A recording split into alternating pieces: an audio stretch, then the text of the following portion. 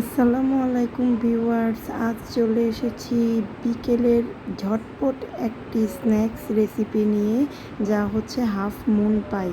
তো চলো আমরা কিচেনে চলে যাই। তো এখানে আমি একটি ফ্রাই প্যান বসিয়ে নিয়েছি, তাতে 1 টেবিল চামচ বাটার খুব ভালোভাবে মেল্ট করে নিয়ে 1 কাপ পরিমাণ পেঁয়াজ কুচি দিয়ে সেটা খুব ভালোভাবে বাটারের পেঁয়াজটা মধ্যে আস্তে সামান্য আস্তে একটু ভেজে নিতে ভাজা হবে হলেই এবং এতে খুব বেশি ভাজা প্রায় যাবে না। আধা কাপের মতো গাজর গ্রেট করে কুচি করা দিয়ে দিতে হবে। একদমই মিহি কুচি করতে হবে, যেন একদম পেঁয়াজের সাথে এটা মিশে যায়।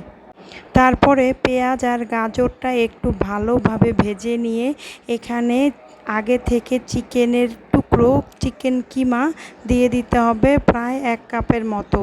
চিকেনের কিমাটা গাজর আর পেঁয়াজের সাথে খুব ভালোভাবে অনেকক্ষণ নেড়েচেড়ে ভেজে নিতে হবে।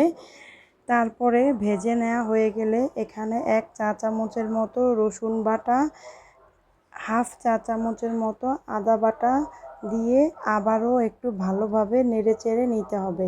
এ পর্যায়ে কোনো প্রকার পানি দেওয়া যাবে না, কারণ চিকেন থেকেই পানি ছাড়বে। তারপরে এখানে একে একে গুঁড়ো মশলাগুলো দিয়ে দিচ্ছি।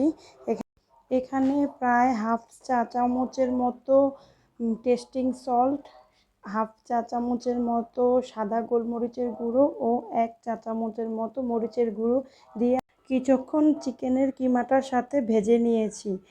কিছুক্ষণ ভাজার পরে তারপরে এখানে প্রায় 1 টেবিল চামচের মতো ময়দা দিয়ে ময়দাটা চিকেনের কিমার সাথে খুব ভালোভাবে ভেজে প্রায় হাফ টেবিল চামচের মতো জিরা গুঁড়ো দিয়ে দিয়েছি। জিরার গুঁড়োটাও চিকেনের কিমার সাথে খুব ভালোভাবে ভেজে নিয়ে এখানে প্রায় 1 কাপ পরিমাণ দুধ দিয়ে আমি খুব সুন্দরভাবে কিমাটা তৈরি করে নিয়েছি। তো এখন চলে যাই আমার চিকেন হাফ মুন পাইয়ের যেই রুটির ডো, সেই রুটির ডোটা তৈরি করতে। তো এখানে প্রথমেই আমার ভিডিওটা স্কিপ হয়ে গিয়েছে। এখানে 1 কাপ পরিমাণ পানির সাথে 1 কাপ পরিমাণ ময়দা, একটু সামান্য পরিমাণে লবণ আর 1 চা চামচ তেল দিয়ে আমি ময়দার খামিরটা তৈরি করে নিয়েছি।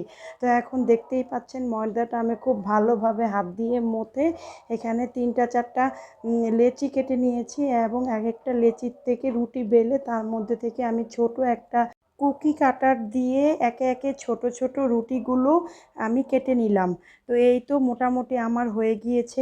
কতটুকু সাইজ হবে এটা যার যার নিজস্ব পছন্দ অনুযায়ী, এবং ঘরে যদি কুকি কাটার না থাকে যে কোনো ঢাকনা দিয়েও এটা কেটে নেওয়া যাবে। এটা যার যার নিজস্ব পছন্দ অনুযায়ী রুটিগুলো বানিয়ে নিতে হবে। তো যাই হোক, এখন আমার সবগুলো রুটি তৈরি করা হয়ে গিয়েছে। এখন আমি চিকেন হাফ মুন পাই রেডি করছি। তো এখানে আমি ছোট একটা রুটি নিয়ে তার মধ্যে চিকেনের কিমাটা দিয়ে খুব সুন্দরভাবে সিল করে দিচ্ছি, যেন কোনোভাবে কিমাটা বের হয়ে না যায়। তো এটা হাফ মুন পাই হওয়ার অর্থ হচ্ছে একটা চাঁদের অর্ধেক এরকম সাইজের হবে, মানে দেখতে যেন একটা চাঁদের অর্ধেক এরকম বোঝা যায়। তো হাত দিয়ে চেপে চেপে খুব সুন্দর করে তৈরি করতে হবে। এই তো আমার মোটামুটি হাফ মুন পাই রেডি হয়ে গিয়েছে। এই তো আমার একটা হাফ মুন পাই তৈরি হয়ে গেল।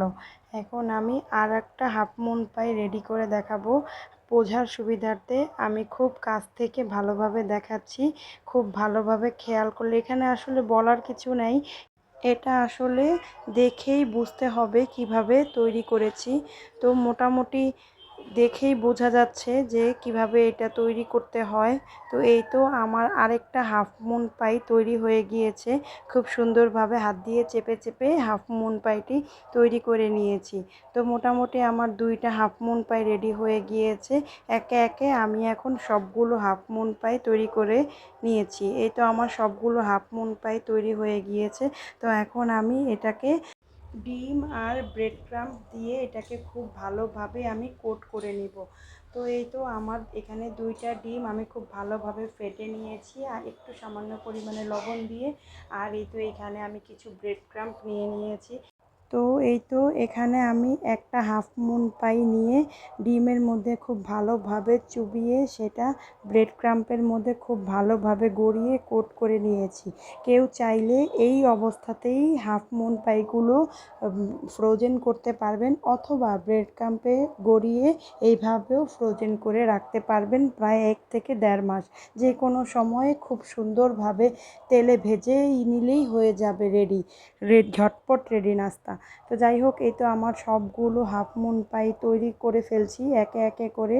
মোটামুটি আমার সবগুলো হাফ মুন পাই তৈরি হয়ে যাচ্ছে একটা একটা করে। তো এই তো আমার সবগুলো হাফ মুন পাই রেডি হয়ে গিয়েছে। এখন আমি এগুলোকে তেলে ভেজে নেব। কিছু ফ্রোজেন করে রেখে দিব আর কিছু তেলে ভেজে নিব। একটা কড়াইতে আমি কিছু পরিমাণ তেল গরম করে সেখানে কয়েকটা হাফ মুন পাই দিয়ে খুব ভালোভাবে নেড়ে চেড়ে উল্টে পাল্টে নিব।